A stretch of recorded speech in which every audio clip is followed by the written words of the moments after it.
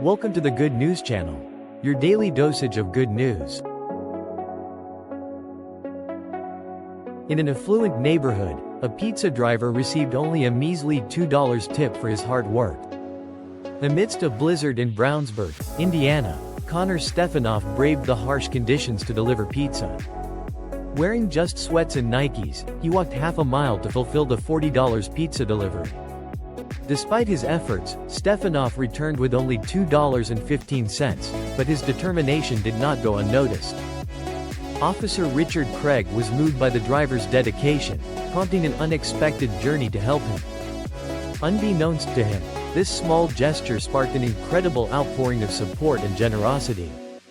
"Look at this man," Craig exclaimed, recognizing the extraordinary effort taken to deliver the pizza.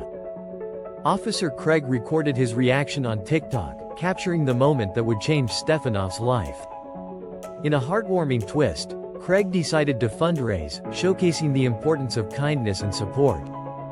An anonymous donor dished out $1,500, while almost 2,000 people raised $39,000 at the time of publishing, all to show a delivery driver they appreciated him.